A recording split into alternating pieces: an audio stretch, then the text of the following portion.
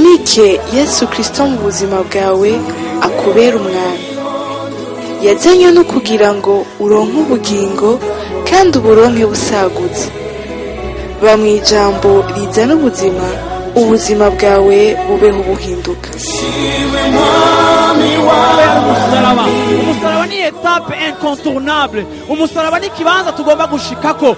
Aho uri kuca hose noti umwami ari kumwe nawe.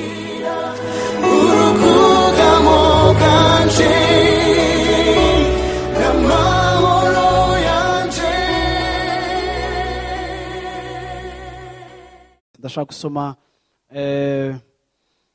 Psalm 133, Zaburi 133, Zaburi 133.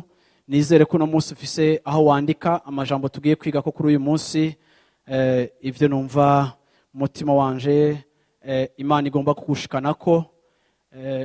Ico nshaka kuvuga ko gatoya, ndashaka kuvuga ngo hari ahantu mu buzima tudashobora gushika hatabayeho ivyo Imana imaze gushika ko mu buzima bwacu. Siyo umutwe w'amajambo, ariko mu kuintroduisa message ndashaka kukivuga muri ubu buryo. Hari aho udashobora gushika igihe Imana hari aho itarashika. Yesu ashimwe cyane. Bira rero mu micanye numve ko wavyumvise neza, mubwira uti hari aho udashobora gushika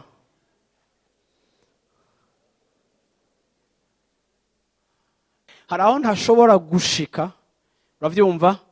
Hari bitarashikwa ko basi muri jewe, siko iyo sinshobora kuhashika bitarashikwa ko. Bona sifuye sana. Siyo mutwe w'amajambo ko mumva ko iyo titre yo biri compliqué. Yesu ashimwe cyane. Ariko kandi hari aho ntashobora gushika, hari bitarashikwa ko mu buzima bwanje. Haleluya. Rero uno munsi intumbero canke aho ntumbereye cyane nibigomba gushikwa ko kugira ngo nshobore gushika. Yesu ashimwe cyane. Hari bigomba gushikwa ko kugira ngo nshobore gushika. Bona sifuye sana. Haleluya. Ndasoma Psalm 133, Zaburi 133, niyo murongo nshaka gusoma. Haravuga ngo, ewe kuntu ari vyiza kandi ari ivy'igikundiro ko abavukana babana nyakubana. Ese ngene ari ivy'igikundiro ko abavukana bagira gute?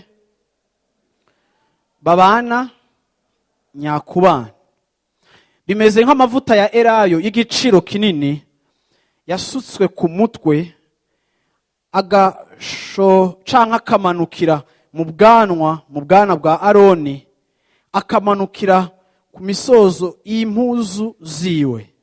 Kandi bimeze nk'ikime cyo kuri Hermoni gitonda ku misozi y'Isiyoni, kuko aho ariho Uhoraho yagereye umugisha, niwo bugingo bw'ibihe bidashira. Haleluya. Amen. Ndashaka muri verse canke muri chapitre ya 133 ufate aka karongo kavuga ngo kuko aho ariho Uhoraho yagereye umugisha. Amen. Ukandika aho hantu karaza kugufasha mu mwanya uri imbere. Wandika uti kuko aho ariho Uhoraho agira gute? Agerera umugisha. Iyi chapitre ivuga ku bintu bikomeye. Nibaza ko nzofata igihe twige kuri iyi chapitre ya 133. Irimo ivyigwa bikomeye n'amabanga menshi. Ariko kandi n'ubu munsi ndayicako ndengana. Ariko nshaka gusobanura gatoya uyu mwanditsi w'Izaburi 133. Inya nimwe mu mazaburi yaririmbwa igihe bagenda mu nzu y'Imana baja mu ngoro y'Imana, bazita zaburi zo mu maduga. Zari zaburi baririmba binjira mu ngoro y'Imana baduga ingazi, baduga bafatanye, bakaririmba izi zaburi. Kandi mwibuke ko zaburi nyinshi ari indirimbo si amajambo, ariko ni indirimbo ziri muri melody. Iyi zaburi rero yaranditswe avuga ikintu gikomeye. Aravuga ngo ese ngene ari ivy'igikundiro ko abavukana bagira gute? Babana nyakubana. Abigereranya ngo bimeze nk'amavuta ya elayo. Ayo mavuta n'amavuta yasukwa, kandi iyo mavuta akora mu nzu y'Imana, kuko niyo mavuta mu mavuta Imana yari yaratoranije, yari amavuta yitwa kara amavuta yo gukora ibikorwa byo mu nzu y'Imana, yo gusiga abami canke yo guhumanura ibintu byaba bihumanye, canke yo gushikiriza ibikoresho mu nzu y'Imana bikabanza guca muri iyo processus no kwiti ya baptême. Aho ikintu cava mu kwitirirwa igisanzwe kigacika kidasanzwe kubera habayeho sinye canke ikimenyetso c'amavuta hejuru yacu. Yesu ashimwe cyane. rero uyu mwanditsi wa Zaburi akavuga ngo ese ingene ari ivy'igikundiro ko abavukana bagira gute babana nyakubana. Aya mavuta ya elayo yari amavuta barayafata imbere y'uko kuyakoresha mu nzu y'Imana, bakayakoresha n'ibintu no kwita bakayashiramo ibindi birungo vyamotesha neza, siko vyamotesha neza, bakabivanga, hama ayo mavuta akacagira akamoto kadasanzwe kandi novuga kumvikana cyane, sinovuga ngo gasamirana, ko gusamirana harimo son, akamoto nikagira son, uravyumva, ariko kandi gatamirana. Byari hafi, bwana siwe sana, uravyumva, bigaca bimota cyane, uravyumva. Rero igihe yasukwa ku mutwe, ngo byari meze nk'igihe yasukwa ku mutwe wa Aroni, akamanuka akaja mu bwana bwiwe, akamanuka akaja kuri za mpuzu. Uribuka ko abaherezi hari impuzu bambara z'ubuherezi zifise batwita ubuyonga hariya epfo burepresenta amatribu ya Israeli, yaba yambaye efode, yaba yambaye niyo kanzu afise na ceinture, niyo mpuzu bwayo ifise signification, ifise isobanuro mu ijambo ry'Imana, sigomba kuyitebako. Ariko igihe bayisuka kwayo mavuta, iyo kanzu igihe bayisuka kwayo mavuta yararushiriza kugira gute gusayangana, bona sifuwe sana, yararushiriza gusayangana, yaca igira eclat canke yaca ibrilla, yaca iboneka canke utubuye tuyigize twaja en evidence kuko hasutswe kwa amavuta, ubwiza bw'iyo kanzu bukarushiriza guseruka kubera amavuta yasutswe. Haleluya. Rero akagereranya rero iyo abantu bavukana canke iyo abizera babana nyakubana ngo bimeze nk'ico gicapo. Bisobanura ngo abantu barashobora kubana batabanye, sivyo abantu b'Imana? Abantu barashobora kubana batabanye. Ariko kandi Bibiliya yerekana, aho twarangirije dusoma, uravyumva, Bibiliya yerekana yuko bene abo bavukanyi babana nyakubana. Urumva yuko uyu muntu yabonye abantu bari hamwe bashize umutima hamwe, acagira comparaison, abishira muri ico kigereranyo, abishira mu kintu kiri image canke gifise ishusho abantu bashobora kubona. Ingene uyo muntu igihe yasukwa kwa mavuta iyo kanzu yasa, agerageza kwandika Zaburi yerekana yuko ubu bwiza bubadegaje najya amavuta yasutsweko, kandi ajya amavuta akamanuka yasutswe kuri Aroni ariko agashika ku matribu yose, kuko ayo mavuta yarashitse no kuri twatubuyenge twepfo turepresenta imiryango 12. Uravyumva, agerageza kwerekana iyo harmony canke ubwo buryohe canke ubwo bwiza bw'igihe amavuta y'Imana asutswe, ingene ibintu byose bicika vyiza. Aca yagira comparaison, yerekana ngo burya bwiza muhora mubonesha amaso iyo amavuta yasesetse, iyo ibi bintu vyakoretse, bigereranywa n'abantu bavukana ariko batabana mu ruheyiheyi canke superficiellement, ariko babana kubana. Yesu ashimwe cyane. Amina. Kubana surinye. Bwana sifiwe sana. Ibi bituzana kumva yuko hariho umuhamagaro Imana ihamagarira kwishengero muri rusange, canke Imana iguhamagarira. Washobora kuba ufise eglise usengeramwo, washobora kuba usengera hano hantu uri umukristo hano hantu, washobora kuba ufise n'abagenzi. Haleluya. Ako no munsi kibazo nshaka kubaza no munsi muri kino gitondo, ndakubaza ngo abavukanyi mubanye gute? Kuko nimba hari ivyo ubona vy'inyungu mu kuba muri societe, mu kuba muri communauté, mu kuba mu ishengero, mu kuba muri ministère, mu kuba mu gikundi c'abantu, mu kuba muri cellule de prière y'ahantu mwagize ubugenzi, ndagomba kuvuga ngo nimba hari ivyiza dukura mu bantu, tuzorushiriza cyane kubikuramwo igihe ukubana kwacu kubaye ukubana Imana muri standard zayo ivuga ati nukubana nyakubana. Amina. Kubana nyakubana. Ntushobora kuba muri ico gicapo twasomye, ntushobora kugira ubuzima buri épanoui igihe mu mibano yawe, uravyumva, igihe mu bagenzi bawe, igihe mu bantu bavuga mu buzima bwawe, igihe mu busabane bwawe n'abandi uri superficiel. igihe uri umuntu wo hejuru ngenda kubwire ngo hari ikintu kininiya ubuzima bwawe butakagombye gutakaza kuko uri superficiel. Bwana asifiwe sana.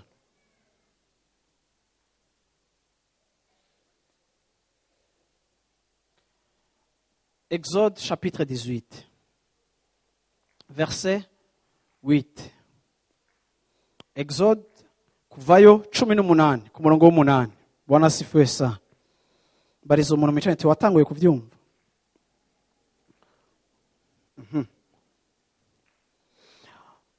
Mose adondera sebukwe ivy'Uhoraho yakoze vyose kuri Farawo n'abanyegiputa.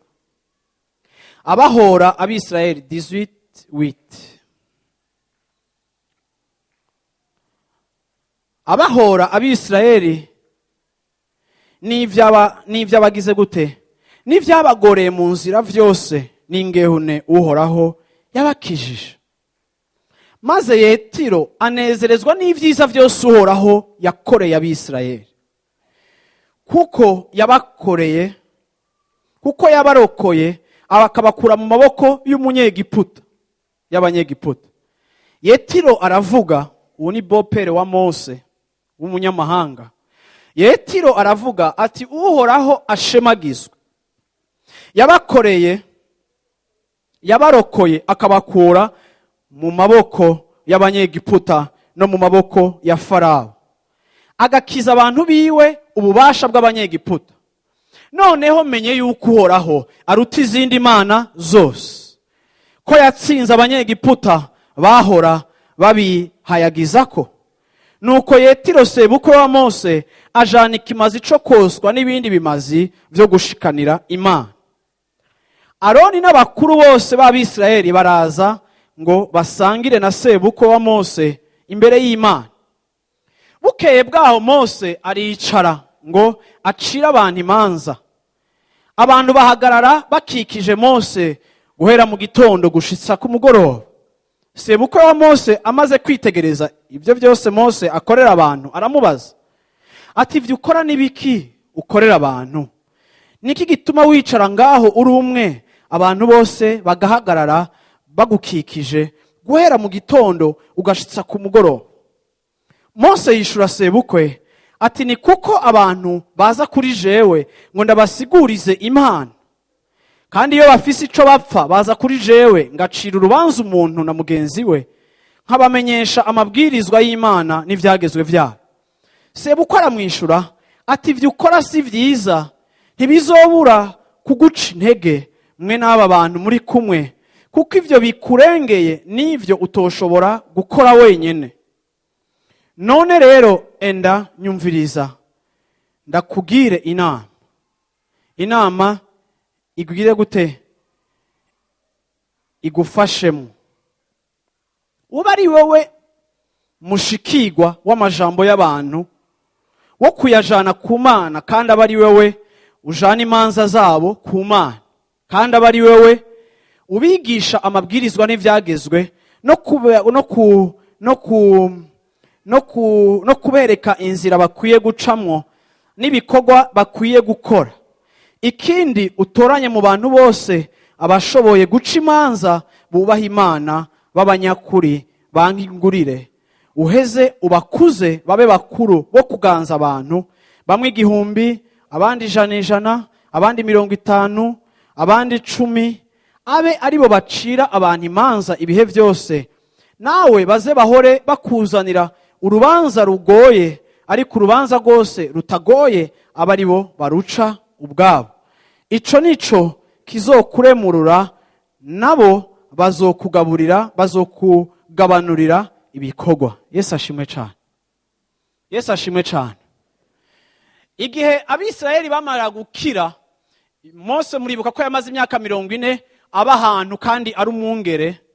Aho hantu yaraharongoye uyu mugabo Yetiro w'umunyamahanga, umukobwa wiwe Zifora, uravyumva, abo umugore wa Mose. Ariko Mose agarutse gutabara abantu, bamenya ko bari mu bugaragwa kandi Imana yabakoreye ibitangaza. Bope haraza kuraba Mose aje kumugendera kugira ngo yumvirize ibyabashitseko. Mose muri iyo chapitre sinayitanguye, Mose atangura amushingira intahe ibitangaza Imana yakoze. Yesu ashimwe cyane. Ndagomba kuvuga ngo Mose yari umuntu yexperience ibitangaza by'Imana. Mose yari umuntu inkoni yiwe yaduze hejuru, ikiyaga kiruguruka. Mose yari umuntu inkoni yiwe yakoze ibitangaza. Mose yari umuntu inkoni yiwe yacitse inzoka, imiri inzoka z'abanyamareba n'abamajisien bose bo muri Egiputa.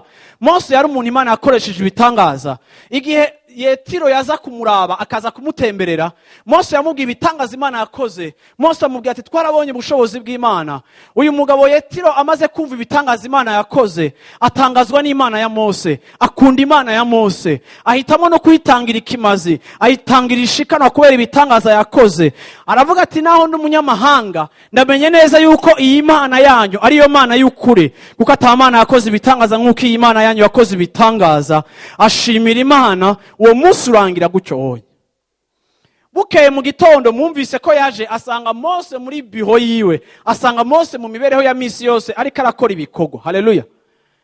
Ariko mu kuraba ingene Mose akora, uyu mugabo Imana iramukoresha, yo observa Mose ariko arakora kuva mu gitondo gushika ku mugoroba. Araba ingene Mose aruha, araba ingene Mose agomba kwakira iyi population yarenga 2 million y'abasohotse bava muri Egiputa. Araba ingene Mose agomba kubacira imanza mu gitondo abumviriza agira gute. Aramwihweza. Aravuga ati uyu mugabo naho Imana yamukoresheje ibitangaza, arakeneye kwigishwa administration. Uyu muntu Imana yamukoresheje ibihambaye, hari ikintu gihaze mu buzima bwiyo. Bona sifuwe sana. Urabizi bantu b'Imana, ndagomba kubabwira ibintu kandi unyumvirize neza, kuko ndagomba ngo usobanukirwe ikintu bisobanura yuko kuba mu bantu canke kuba mu ishengero. Kuko iki kintu ndakivuga kuko hari abantu benshi batagisobanukirwa neza, kandi hari abantu ba beneficia muri demi mesure, hari abantu ba beneficia mu gice gitoya ivy'Imana igomba gukora. Yesu ashimwe cyane. Uyu mugabo naho yarumvise ko Mose ari umuntu w'igitangaza, ari umuntu adasanzwe, araza arabwira Mose ati Mose ngene nuko urakora ibintu suko bikogwa. We ntushobora gucira imanza, ntushobora kumviriza abantu bose uri wenyene. Ntushobora kwicara mu gitondo gushika ku mugoroba ntunabumviriza bose. Wowe uraruha kandi abone bakaba fistre canke bakababazwa nuko utashoboye bose kubaha umwanya. Ibi ukora ntibizogushikana kure, bizokuruhisha kandi uzotakaza intumbero. Kuko wowe Imana yaguhamagariye nico kuyobora aba bantu, ukabereka inzira, ukabatwara mu bugaragwa. Impwemu yarakagukoresha kubatwara no kubashikana mu gihugu c'isezerano. Ariko kandi hagushira inkomezi zawe muri objectif iri essentiel Imana yashize mu buzima bwawe.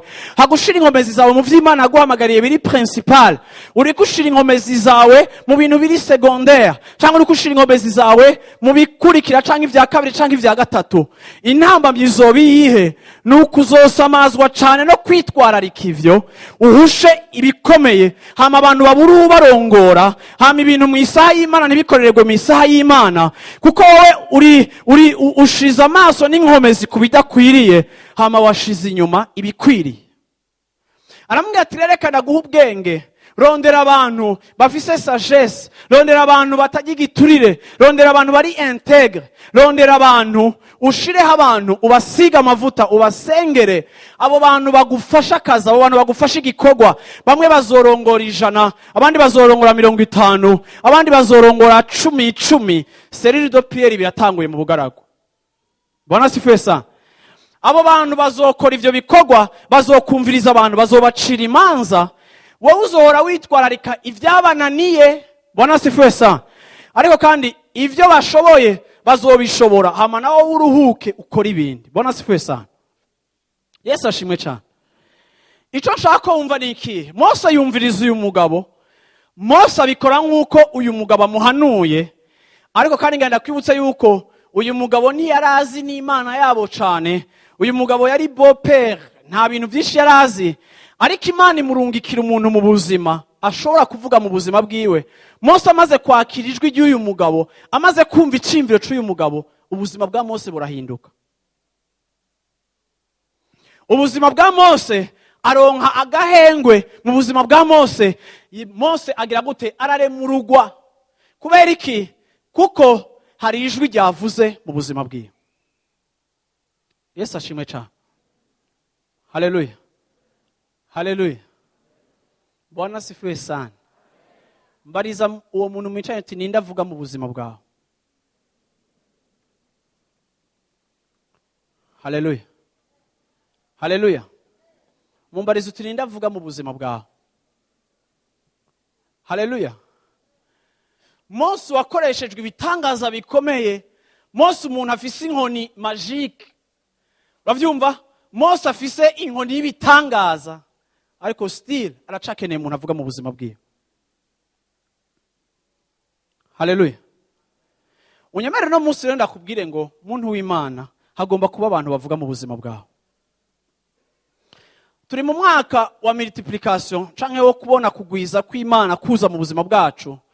Ariko kandi ngenda babwire yuko iyo Mose adahura n'umuntu avuga mu buzima bwiwe, Mose ntiyari gushobora gushika kubikomeye. Mose yari kuruha, Mose yari kugwara, Mose yari kumeneka umutwe, Mose yari kwama afise migraine, Mose yari kugira gute? Uravyumva? Mose yari gucupira abantu bagateba kubandanya urugendo kuko Mose ari busy no gukora ibintu atarakwiye gukora. Ariko Imana ishime ko Mose yaronse umuntu avuga mu buzima bwiwe, kandi Imana ishime ko Mose yamwumvirije. Haleluya.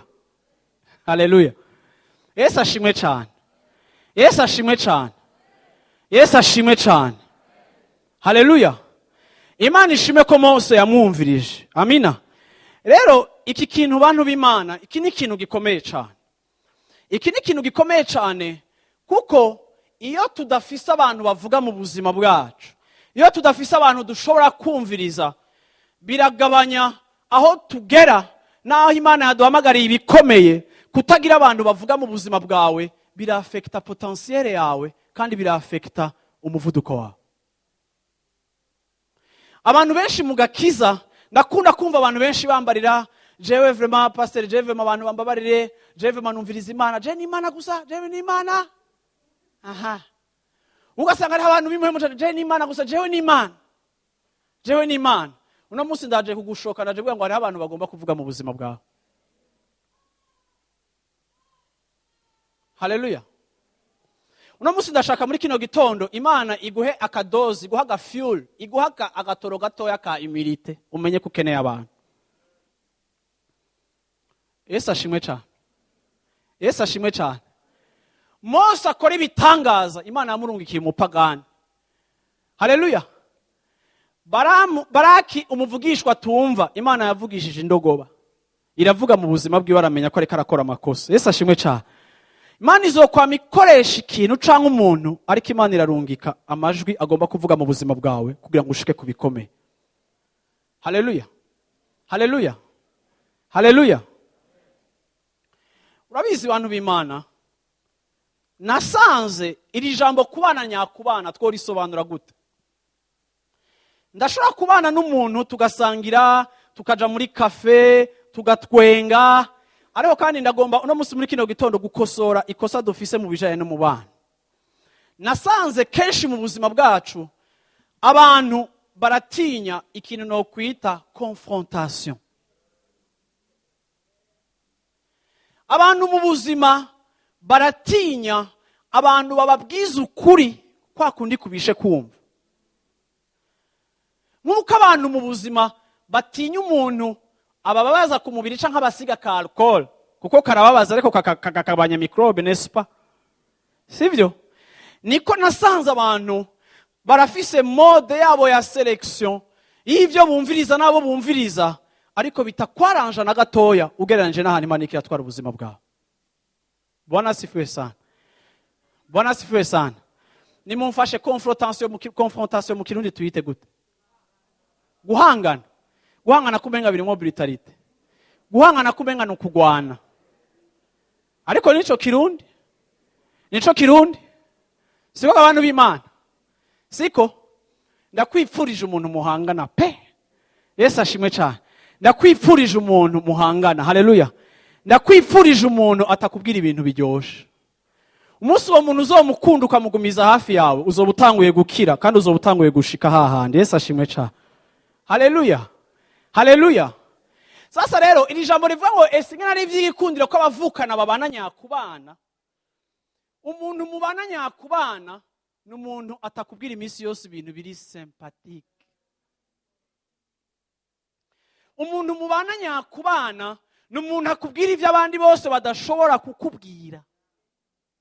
Umuntu mubana nyakubana ni umuntu adashobora guceceka igihe ariko arabona mu buzima bwawe intambamyi zikubuza gushika ku migambi ikomeye Imana yaguhamagariye.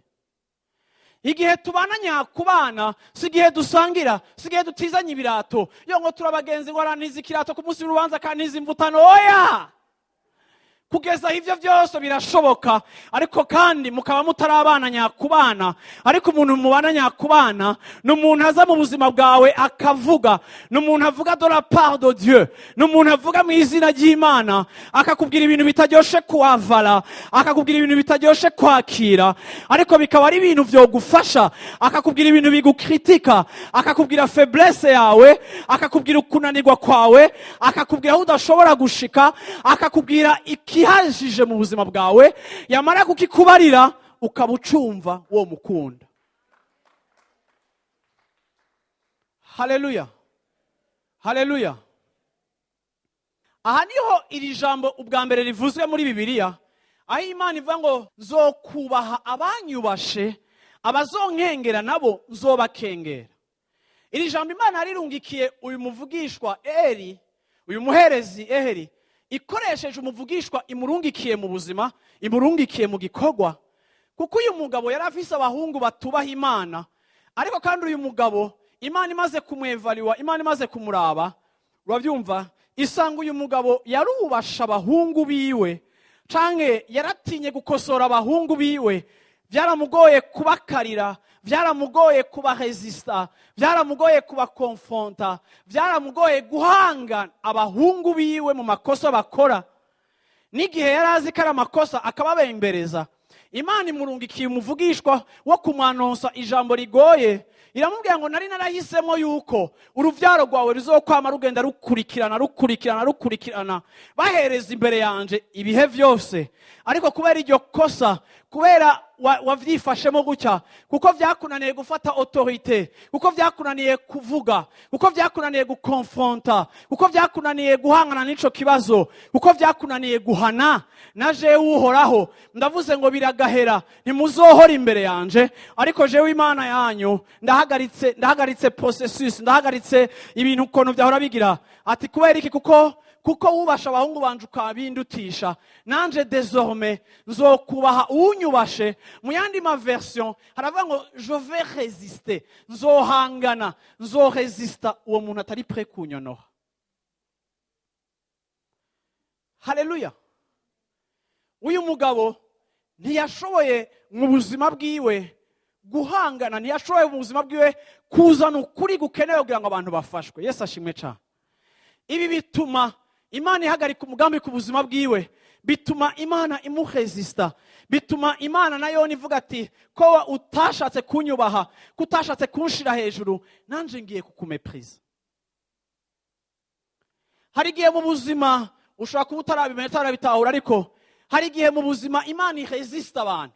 Ijambo ry'Imana rivuga ngo Dieu fait grâce aux humbles. Imana igirira ubuntu abaciye bugufi, mais Dieu résiste aux orgueilleux. Imana ihangana canke Imana igwanya abafise ubwibone.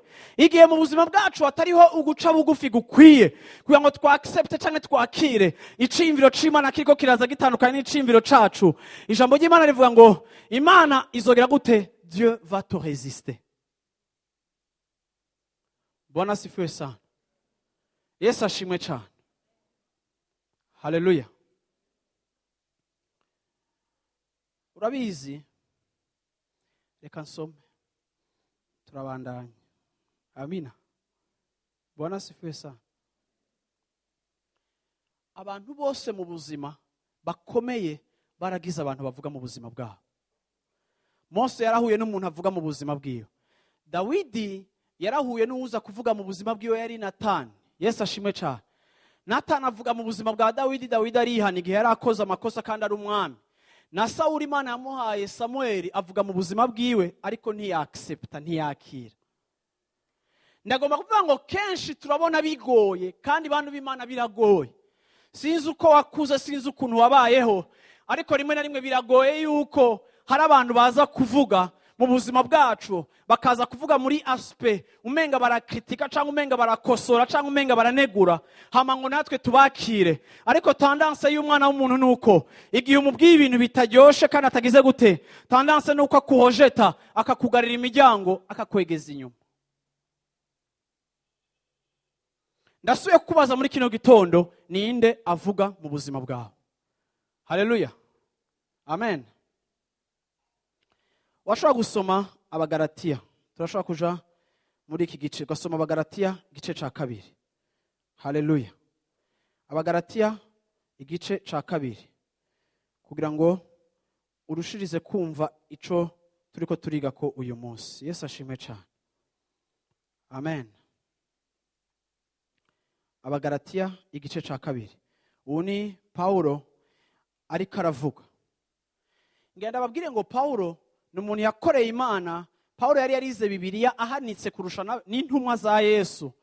Paulo hari n'ahantu henshi mu Bagalatiya nyene yerekana yuko ubwiwe ingene Imana yamuhamagaye yari umuntu w'igitangaza. Imana yaramwihishuriye ubwiwe, akita kwanza mukuru mu ntumwa mu buryo bwo guhishurirwa no gutahura. Paulo niwe muntu yanditse ibintu eglise uno munsi yubakiyeko. Ivyo tubigisha, ivyo twita doctrine, ivyo dupartaja bihagaze ku mabaze muri structure. Paulo yahishuriwe cyane kurusha abandi, yashizeho urutonde. Uyu unya yarakoreye Imana, akorera Imana mu buryo abantu batamutahura cyane, kuko wewe yahishuriwe ko Kristo, uravyumva, atari uw'abayuda gusa ariko Kristo ari uw'abanyamahanga. Amaze gusobanukirwa ko Kristo ari uw'amahanga yose, atari uw'abayuda gusa, atangura kugendera muri uko guhishurirwa. Bimutera probleme mu bandi bantu, bimutera kudatahurwa, bimusaba yuko ari washiraho urufatiro rwa mbere na Yesu atari yarashizeho mu buryo buri clair. Bimusaba gukorera rero mu gihe kigoye, kandi yari umuntu ari controverse cyangwa umuntu abantu badasobanukirwa co kimwe, ariko kandi yakiriye uguhishurirwa. Yandika rero muri iki gice ca kabiri yerekana ukuntu ubuzima bwe bwari bumeze, naho twumva yuko yari yarahanitse mu guhishurirwa ibintu bihambaye. Bwana sifiwe sana. Aravuga ku murongo wa kabiri, mu gice ca kabiri ku murongo wa mbere, aravuga ngo maze hahise imyaka 14 nongera kudugana na Barnaba kandi na Tito ndamujana, kandi nduzeyo kubwo kandi naduzeyo kubwo guhishurirwa, mbashira imbere ubutumwa bwiza mvuga mu banyamahanga, ariko mbushira imbere y'abashimwa twiherereye, ngo sinirukire ubusa canke simbe narirukiye ubusa. Aha Paulo amaze imyaka ariko arakorera Imana, ariko kandi mwibuke yuko na Paulo yari yashitse mu bisagara vyinshi atwara y'ama eglise avuga ubutumwa abantu bakizwa. Haleluya. Ariko Paulo avuga ngo aragaruka, araduga, agaruka i Yerusalemu. Yerusalemu yari eglise mère, yari yo eglise nkuru y'ama eglise yose yari ariho muri ico gihe. Ariko Paulo avuga ngo najewe ndagaruka ndaza ndaduga i Yerusalemu, naho yari afise uguhishurirwa, kugira ngo nze kubaha rapport, kugira ngo nze kubabwira ubutumwa nigisha, kugira ngo nze kubapartaja ihishurirwa naronse, ngo kugira ngo najewe sinsange narirukiye ubusa. Bisobanura ngo naho Paulo yarazi yuko Imana yamuhishuriye ijambo, ikamuha ministère, ikamuha revelation, ariko Paulo yari afise souci yo kumenya yuko ivyo ariko arigisha vyemewe n'abandi bigishwa. Paulo nawe yari afise uguhishurirwa, ntiyafashe uguhishurirwa kwiwe muri orgueil ngo avuge ngo Imana yamishuriye ibikomeye, naho yari azi ko Imana yamishuriye ibikomeye, ariko kandi muri humilité no mu gutahura yuko ubuzima bwe bukeneye protection, yaragombye kuza Yerusalemu, araza gutanga rapport, araza kubabwira ivyo yigisha, ngo kugira ngo nanje maze kwigisha size mboneke ntagize gute, ntemewe. None ga Paulo ni gute waboneka nk'utemewe? Ari Imana yaguhishuriye ijambo, ikaguha ijambo, ikariguhishurira. Nimba Imana ikwemera, uri kurondera iki kwemerwa n'abantu? Uri kurondera iki kuripotinga canke no kurondera kwakirwa n'abantu? Igihe hari Imana yakwihishuriye, ntivyari bikwiye kugira ngo udiba muvuga uti je nta bantu nkeneye, sigereye no kuza kubwira ba Petero na ba Yohana ngo ndababwire kwanza ntibize teoloji nk'iyo nize, ntibize ku birenge vya Gamaliyeli, ntibabonye Yesu ku nzira nk'uko je namubonye. None niki kino ugenda kubabarira kirenze ivy'Imana nkoreye? Ariko kandi nabona umuntu naho yari afise ibanga rikomeye, akaba afise revelation ikomeye, yari afise assez d'humilité mu buzima bwiwe kugira ngo aze gusumeta ubuzima bwiwe ku bandi.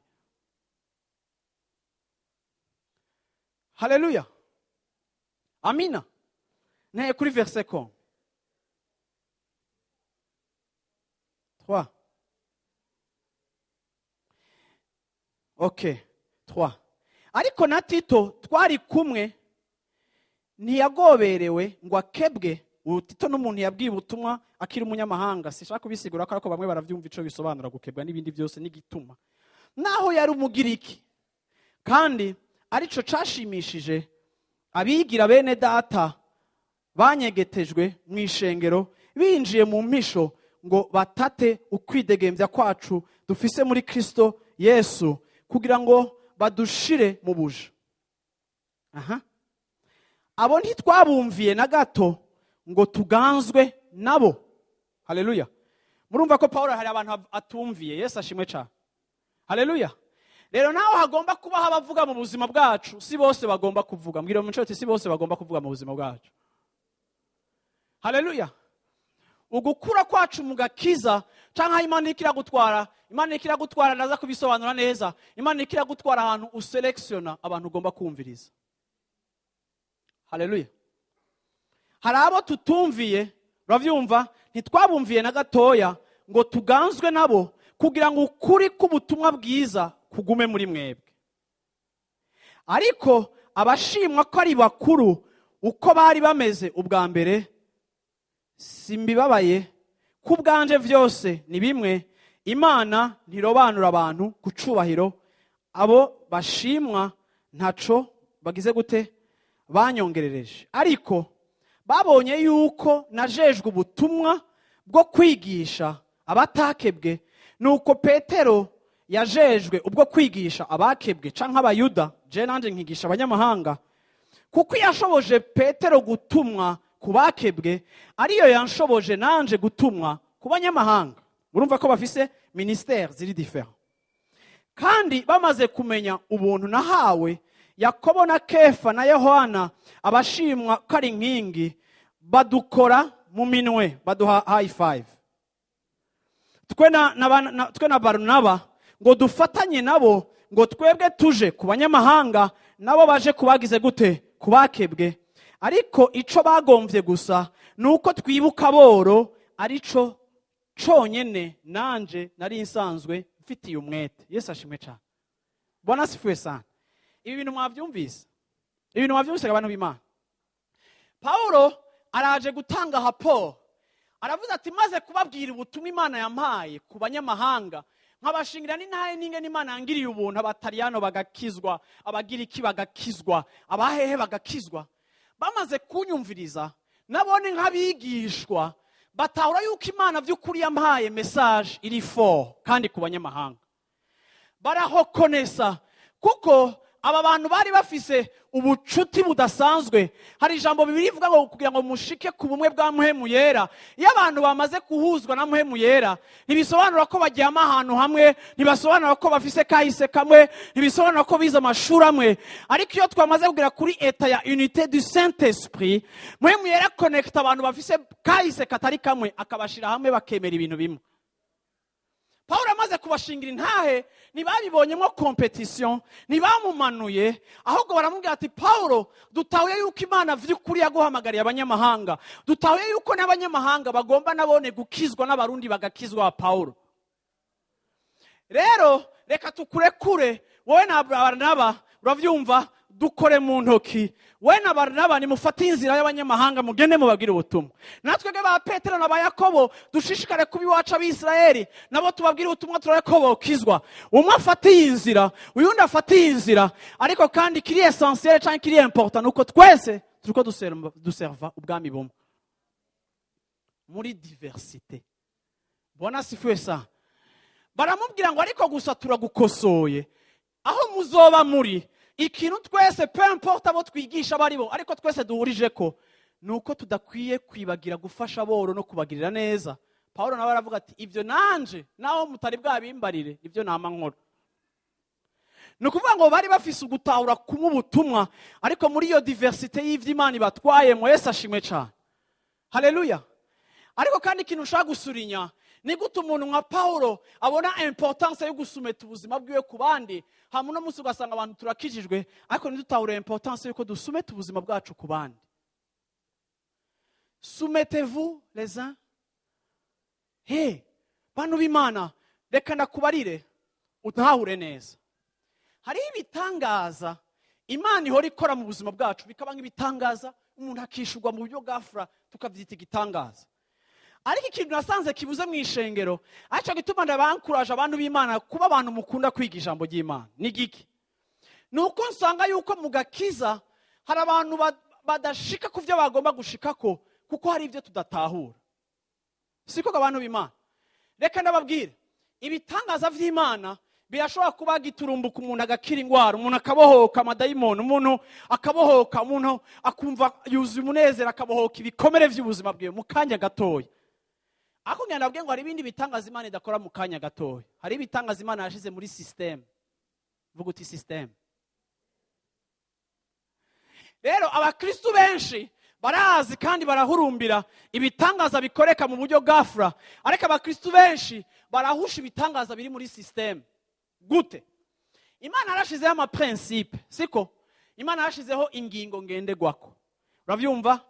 Akabuto baragatera, bakakavomera, kakabora, kakimelange na sol, kakagira gute, kagatanga, kagakura, kagasohoka.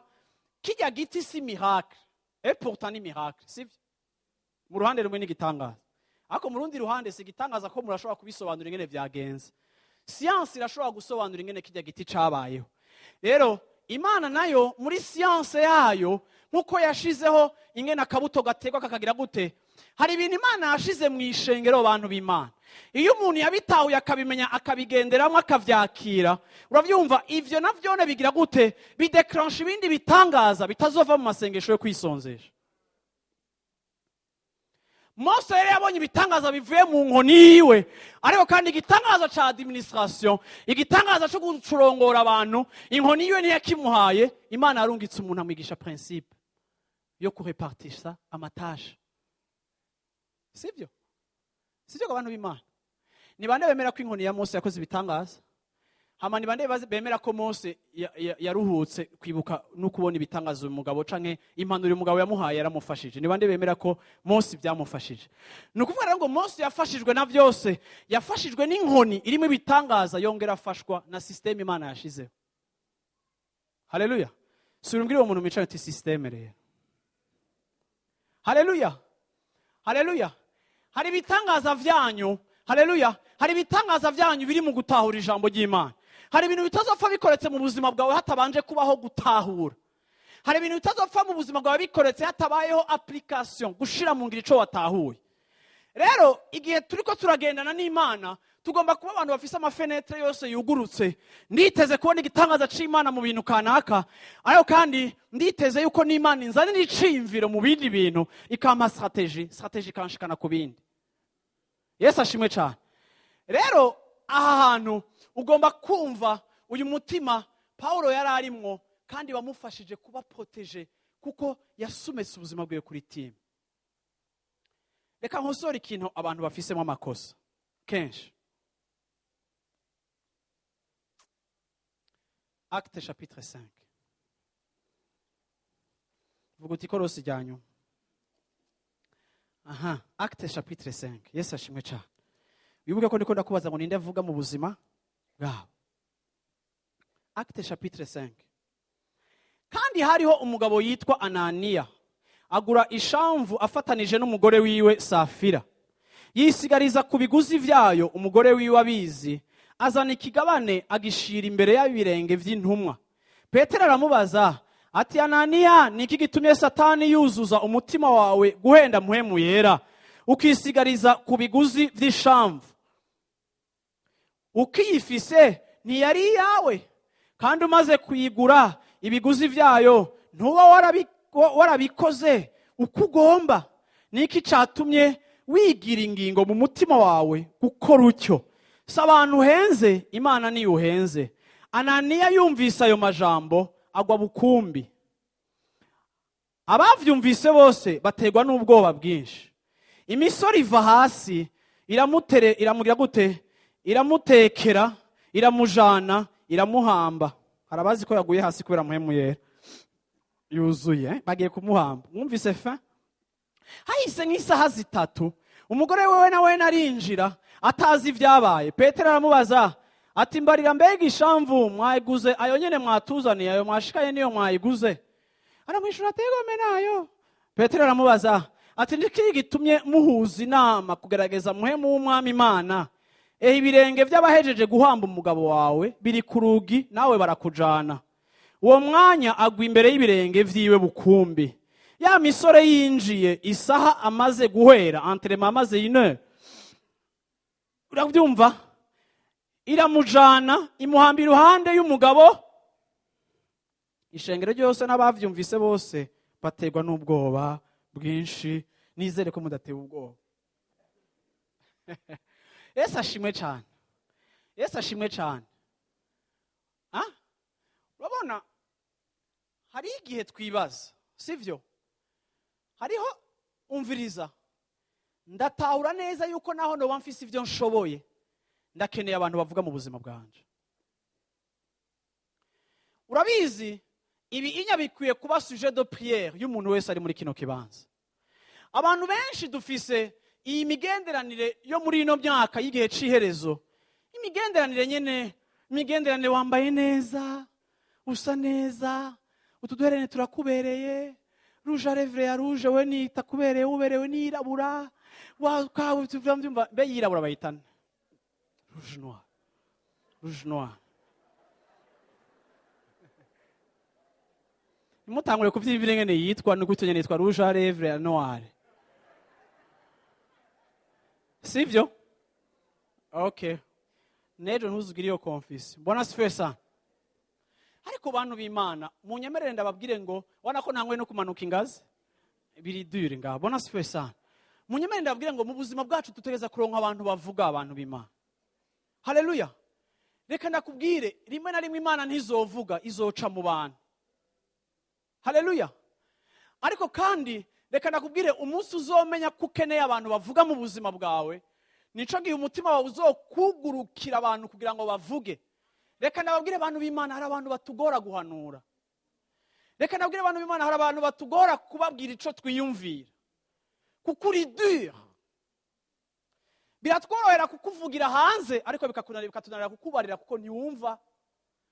Ariko reka nagutumire ngo abantu bataraza kuvuga, reka ndagusabe utahure yuko numviriza Paulo nta muntu rumwe yamukonvotse.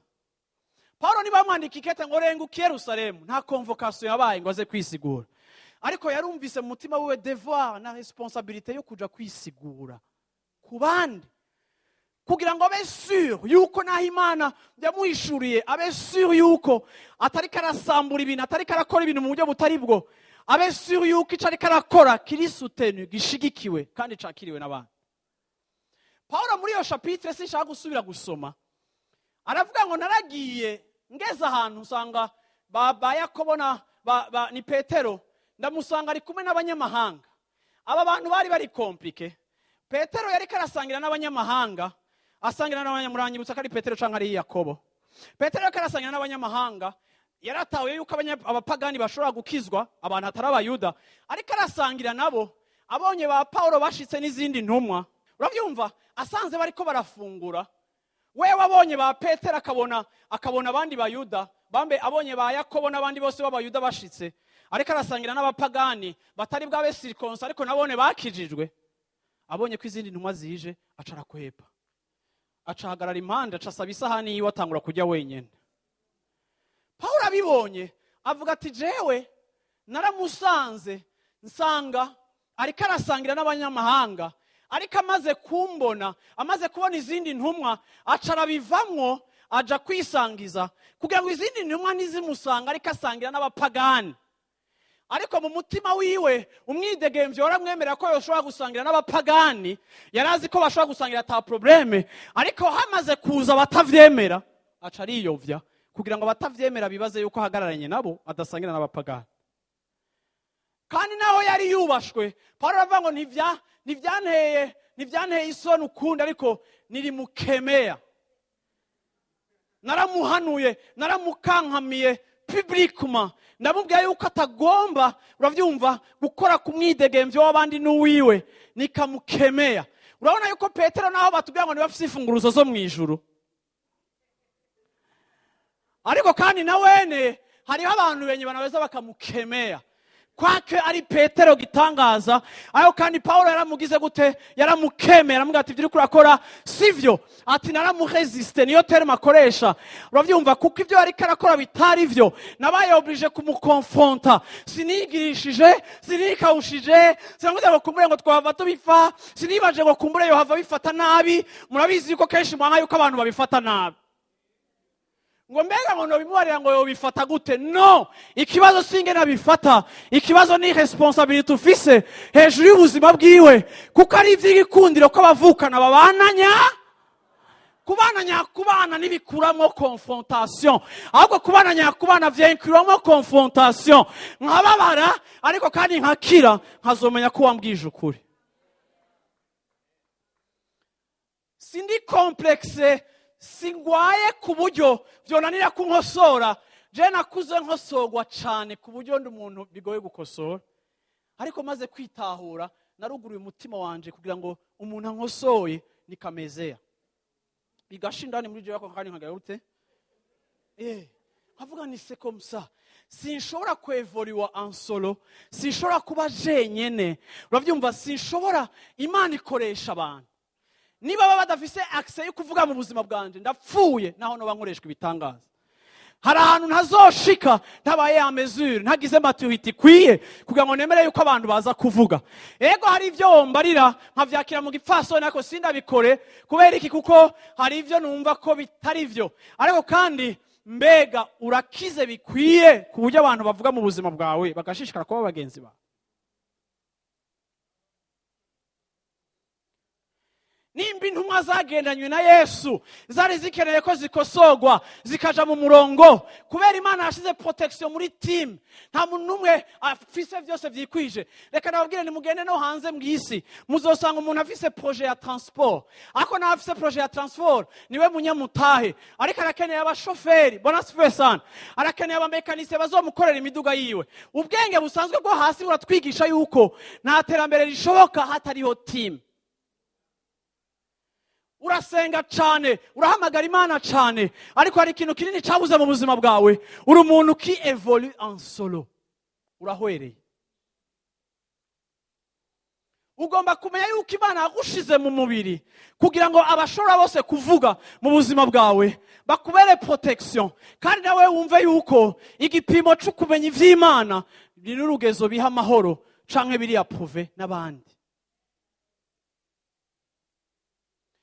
Abantu benshi barihenda akavuga ngo ndiko ndarondera abantu duhuza. Hello, ndiko ndarondera abantu duhuza ngo dukorere Imana. Ndiko ndarondera, reka nkosore iryo jambo guhuza. Mbega guhuza ni iki? Umuntu mwita ko muhuza igihe ico uvuze cyose ari ndiyo. Murahuza uyu? Aha. Uvuze uti gucyana guca Imana yakoze ibitangaza, Imana yamishura ibintu byinshi, ikiyaga gitugura carugurutse, Yetira aramwumviriza avuga ati Mose ibyo uvuze ni Imana yakoze ibitangaza, ni muzari nanga ibimazi, iyo Mana irakomeye. Ariko mukera avuga ati Mose na Imana yabikora ibitangaza, ari igitangaza itazogukorera, kiragusaba kunyumviriza, organiza team yawe. Udashize organisation na Imana ikora igitangaza, ico coco ndizobikora, uzopfa, uzokwicwa n'ingwara kuko ukora wenyene. Aha, ni gute wobwira umuntu yiboneye Imana live ukamukosora? Ngira mu nshati manuka gatoye, bona sifesana. Ngira mu nshati manuka gatoye, Yesu ashimwe cyane. Yesu ashimwe cyane. Yesu ashimwe cyane. Yesu ashimwe cyane. Haleluya. Yesu ashimwe cyane. Yesu ashimwe cyane. Reka nakubwira ibintu utabitaho uzokwimuka amashengero, ibintu utabitaho uzokwamuva mu migwi yose, ibintu utabitaho uzokwamuvana n'abantu, ibintu utabitaho uzogenda upfe wenyene. Ibintu utavyumvise uzohusha umugisha uri mu mubiri, kuko umubiri uri benefike igihe uhana. Ariko kandi duhujwe na Mpwemu Yera, ariko kandi akabaho partage, nkaba assez humble kugira ngo nemere n'icimviro cawe ko ari ic'Imana. Waramaze abantu babarira ngo jewe Imana itavuze. Niyo abantu muri no myaka bagomba kwinyegeza mu mafuti, abaje kubahanura bavuga ngo je nzobaza Imana. Ndabibaza Imana. Urabibaza? iminsi yose niyo ugomba guha abantu iciyumviro uvuga uti imana hari abantu basigara aba specialiste nari ndyamye mu ijoro ry'itariki 14 imana inyereka wazanye imana mu tuntu twawe twose kugira ngo ikubere inginzo na protection ntihagire ukestion ivyo uri kuragendamwo abantu bose bakubise ko inginzo yitwa imana kuko urabizi yuko tubwiye ko ari imana duca duhora kuko tutokubwira ngo ureke kumvira ico imana yakubariye ariko witwaza imana kugira ngo unyegeze faiblesse zawe zo kudaca bugufi.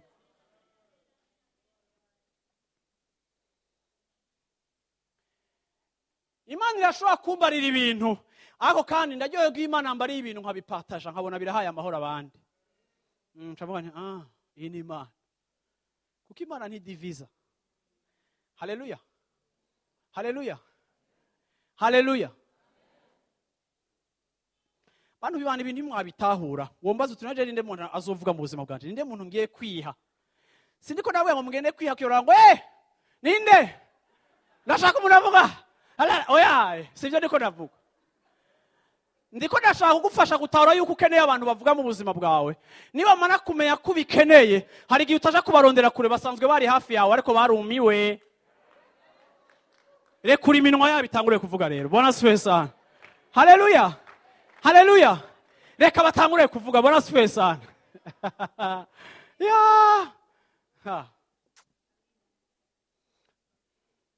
Urabizi hariho itandukaniro ryo kumva ibintu no kuvyakira. Je nasanze mu buzima bwanje Imana ampaye gutahura ibintu byinshi ariko rero byinshi ntagenderamo kandi abitahura. Ubu rero urugendo rwanje n'ururego mu gakiza devoir à domicile maze imyaka mfise nk'imyaka 3 ntirahera ariko ndateye kure. Narihaye ntije ikintu cyose ntahura ndashaka kugishira mu ngiro. Sishaka habaho décalage hagati ya compréhension kubera iki nishigwa mu ngiro. Kuko azi gituma ishigwa mu ngiro rigoye. Ishigwa mu ngiro rikora ku kuntu tumeze. Bantu b'Imana ari abantu bari tete. Ibyo rero naho wowe utahura ibintu kugira ngo usubire imanuka umuntu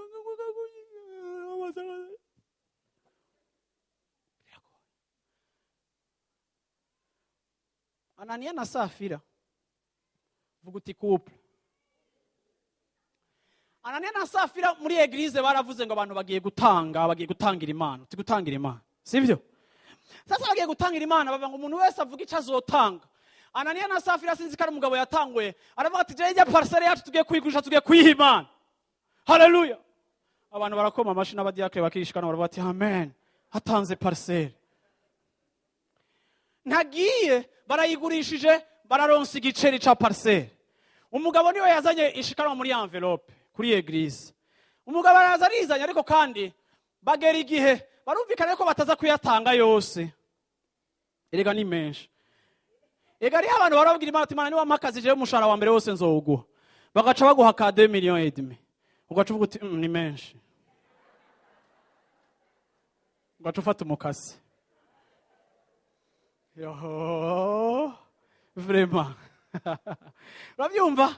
Bavuga ati amafaranga ni menshi. Twagize speculation twatuzi ko tubigurisha 5 millions nebe tuguriye 15. Na 15 wowe watwara muri eglise. Wanahacu ko twatuzi ko ari 5 reka dutware 5 10 tuyagumane. Okay, umugabo acatwara rero muri envelope bona swesa arashika muri eglise avuga ati Petero Yesu ashimwe cyane. Imana yakoze cyagitangaza haleluya. Ya parcelle yaguzwe. Aramuha 5 millions. Nimba Petero yari commissionnaire. Nimba Petero wagiye kugura banje ku mutelefona amaze ko ryatongo rikwije impapuro. Haleluya. Yo, arabaho nangahe? Ati ni 5 millions mchungaji. 5 millions. Petero aramuha ati none ikibazo ca mbere. Ijya parcelle yari gwanya. Yego ni gwacu. Ni yanyu, yego ni gwacu. Mbega nimwe mwa decise kuyiha Imana. Yego nitwe twabihisemo kuyiha Imana. None kari mu bahisemo kuyiha Imana. Nimwe mwavuze ko mutanga amafaranga yose aza kuvamo. Yose twavuze ko ibi twavuze ko ari byo duha Imana. Ibindi byo mu rusengero cyo twubaka podium tuyigire gucana hari hose tuguha. Byose yo. Bavyumva? Petero amubwira ati vraiment birambabaje. Mwari gukora ico mushaka, mwari no guha Imana umuriyoni umwe, izindi mukazijya bwari uburenganzira bwanyu. Ariko Petero ni wawe Anania niki kibateye kubesha mpemu yera? Aya mafaranga utuzaniye siyo wagurishije, ati kandi kuvuze gutyo onye ifilimi irizinze umugabo ngaho nyine aca yuzuzwa muhemu yera arapfa. Ako kantu mugasurinye yuzuzwa muhemu arapfa. Bwana asifiwe sana. Haheze amasaha 3 madamu arashika yambaye neza arashika muri igreja yazananye 2,500,000 yarasigaye. Petero amaze ati madamu bijya mwatuzaniye mbega mimi n'umugabo wawe niyo nyine yarakwiye. Atego kwera guhangaye 5 yego nayo kwera. Bavyumva acamwe ati ibirenge by'abavuye guhamba umugabo wawe bivuye muri anterema biragarutse ubirindire nabo wenyene baragushira mu kirago umugore baca baragenda quand même bagira soin yo kubahamba.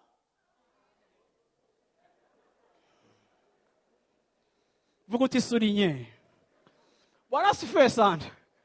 Urabizi bantu b'Imana hari gihe dushaka abantu mu buzima tuzohambanwa. Bantu b'Imana ngira ndababwire bantu muri ko muracagura abafiancé n'abafianceuse. Bantu b'Imana miko muracagura bo umviriza reka nakubwiye. Ndashaka umuhungu duhuza. Uyu nabo ngo Jeve mango twahuye muri boîte yarakunda gutamba nanje nkakunda gutamba. Hama turiko turatamba nca ndamubona carambona. Reka ndababwire bantu b'Imana. Mariage nikeneye abantu bahuza. Mariage ikeneye abantu bari différent. Ko mutavuga amina kubo. Reka nakubwire Adamu na Eva barahuje Yesu ashimwe cyane. Hama barahwera Ananiya na Safira barahuje hama barahwera. Reka nakubwire muntu w'Imana utararongora cyangwa utararongora uri muri kino kibanza. Urakeneye umugabo urakeneye umugore atari ndiyo bwana atari ndiyo mama. Urakeneye umuntu mudapfana, urakeneye umuntu akuresista, urakeneye umuntu akuzanira icimviro c'Imana, urakeneye umuntu atambasa ivyuzanye byose, urakeneye umuntu atari emotionnel muri decision, urakeneye umuntu ari équilibré kuko nimba Imana iguhaye umufasha n'ugufasha gushika kubikomeye ariko si ugufasha kuja mu kaburi.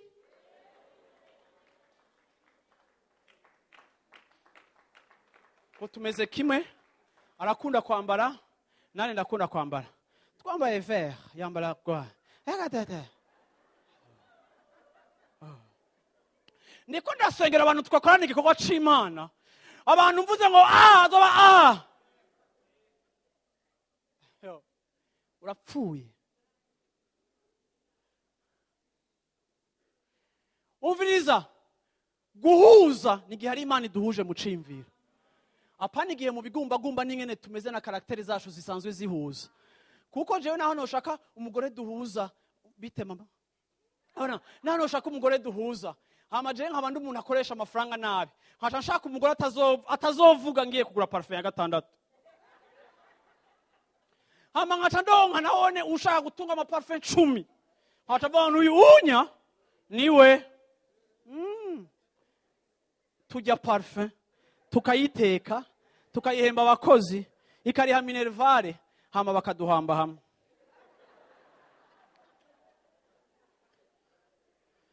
Yesu ashimwe bantu b'Imana. Ndavuze ngo Yesu ashimwe cyane. Nabisubiyemo ngo Yesu ashimwe. Wowe uri uracagura ndumva ko mwashusha abajene. Haleluya. Reka kurondera umuntu mugwaye kumwe, reka gucagura ku muntu afise ubumuga nk'ubwo ufise. Ahubwo urakeneye umuopoza ngato mu nzu kugira ngo equilibrize urugo rukire, kugira ngo Imana izimuvugisha bivaye nuko ameze nuko utameze. Ariko reka nakubwire abantu b'Imana, uno munsi ibintu birapfa kuko abantu bari entouré n'abantu babaha amahoro. Raba abantu babagenzi bawe ni bande? Vyimvire gato funga amaso wimvire abagenzi bawe gato ni bande? Muri aya meza biraheze muamara ashwanye no mugenzi wawe. Muri 2 mois ziheze. Ni mushwana? Nta nari.